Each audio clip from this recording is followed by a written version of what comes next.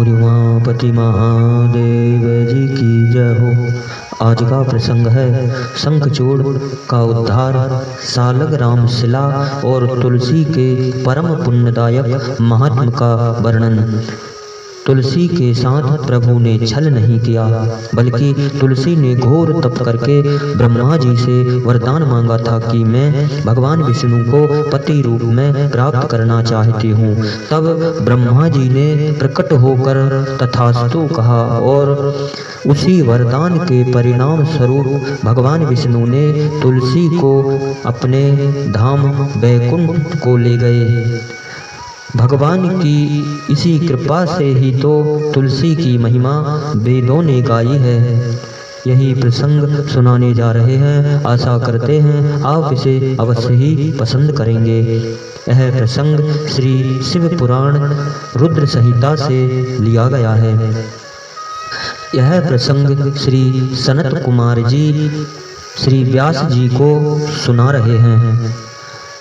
जब भगवान शिवजी और शंखचूड़ का वह उग्र युद्ध सैकड़ों वर्षों तक चलता रहा, अंत में युद्ध स्थल में शंखचूड़ का वध करने के लिए महाबली महेश्वर ने सहसा अपना वह त्रिशूल उठाया, जिसका निवारण करना बड़े बड़े तेजस्वियों के लिए भी अशक्य है। तब तत्काल ही उसका निषेध करने के लिए यूं आकाशवाणी हुई कि हे शिवजी, मेरी प्रार्थना सुनिए और इस समय इस त्रिशूल को मत चलाइए। यद्यपि आप क्षण मात्र में पूरे ब्रह्मांड का विनाश करने में सर्वथा समर्थ हैं, फिर इस अकेले दानव शंखचूड़ की बात ही क्या है। तथापि आप स्वामी के द्वारा देव मर्यादा का विनाश नहीं होना चाहिए। हे महादेव जी, आप उस देव मर्यादा को सुनिए और उसे सत्य एवं सफल बनाइए।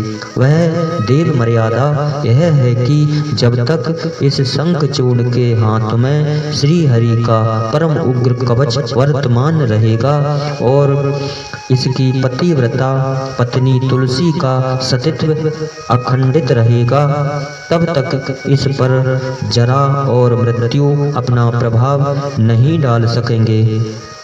अतः ब्रह्मा के इस वचन को सत्य कीजिए।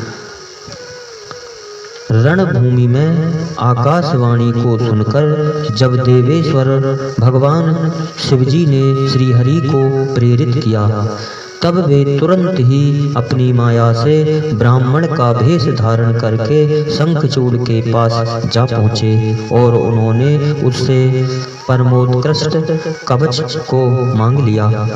फिर शंखचूड़ का रूप बनाकर वे तुलसी के घर की ओर चले।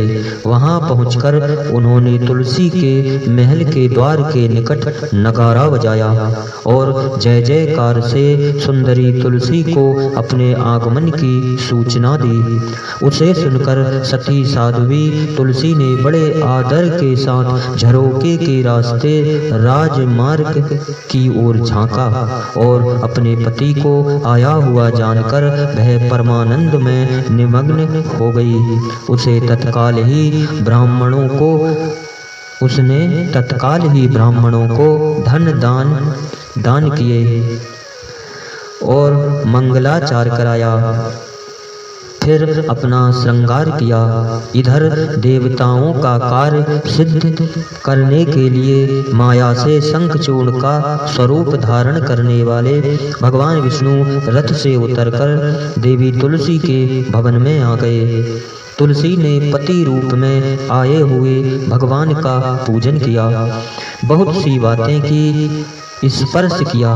तब उस साध्वी ने सुख, सामर्थ्य और आकर्षण में व्यक्तिक्रम देखकर सब पर विचार किया और संदेह उत्पन्न होने पर वह बोली कि तू कौन है।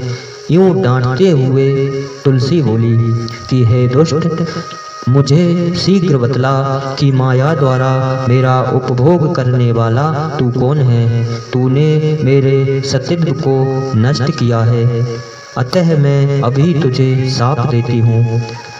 श्री सनत कुमार जी कहते हैं कि तुलसी का वचन सुनकर श्री हरि ने लीला पूर्वक अपनी परम मनोहर मूर्ति धारण कर ली। तब उस रूप को देखकर तुलसी ने लक्षणों से पहचान लिया कि ये साक्षात विष्णु हैं, परंतु उसका पतिव्रत नष्ट हो चुका था, इसलिए वह कुंपित होकर भगवान विष्णु से कहने लगी।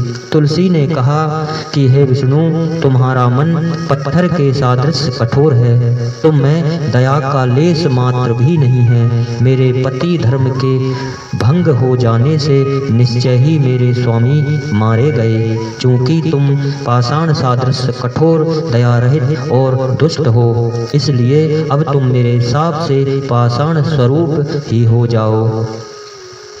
यूं कहकर शंखचूर्ण की वह सती साध्वी पत्नी तुलसी फूट फूट कर रोने लगी और शोकार्त होकर बहुत तरह से विलाप करने लगी। इतने में वहाँ भक्त वत्सल भगवान शंकर जी प्रकट हो गए और उन्होंने समझा कर कहा कि हे देवी, अब तुम दुख को दूर करने वाली मेरी बातें सुनो और श्री हरि भी स्वस्थ मन से उसे श्रवण करें, क्योंकि तुम दोनों के लिए जो सुख कारक होगा वही मैं कहूँगा। हे भद्रे, तुम जिस मनोरथ को लेकर तुमने तप किया था, यह उसी तपस्या का फल है। भगवान शिव जी ने कहा, भला वह अन्यथा कैसे हो सकता है, इसलिए तुम्हें उसके अनुरूप ही फल प्राप्त हुआ है। अब तुम इस शरीर को त्याग कर दिव्य देह धारण कर लो और लक्ष्मी के समान होकर नित्य श्री हरि के साथ वैकुंठ में विहार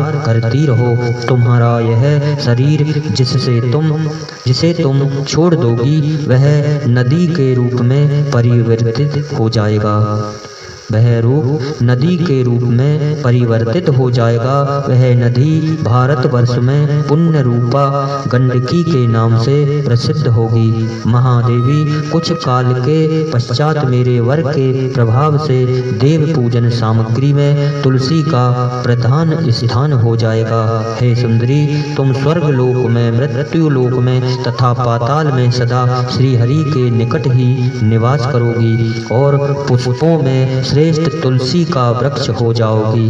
तुम वैकुंठ में दिव्य रूप धारणी वृक्ष आदस्तात्री देवी बनकर सदा एकांत में श्री हरि के साथ क्रीड़ा करोगी। उधर भारतवर्ष में जो नदियों की अधिष्ठात्री देवी होगी, वह परम पुण्य प्रदान करने वाली होगी और श्री हरि के अंशभूत लवण सागर की पत्नी बनोगी तथा श्री हरि भी तुम्हारे शापवश पत्थर का रूप धारण करके भारत में गंडकी नदी के जल के निकट निवास करेंगे। वहाँ तीखी दाढ़ों वाले करोड़ों भयंकर कीड़े उस पत्थर को काटकर उसके मध्य में चक्र का आकार बनाएंगे। उसके भेद से वह अत्यंत पुण्य प्रदान करने वाली सालग्राम शिला कहलाएगी और चक्र के भेद से उसका लक्ष्मी नारायण आदि भी नाम होगा। विष्णु की सालग्राम शिला और वृक्ष स्वरूपिणी तुलसी का समागम सदा अनुकूल तथा बहुत प्रकार के पुण्यों की वृद्धि करने वाला होगा।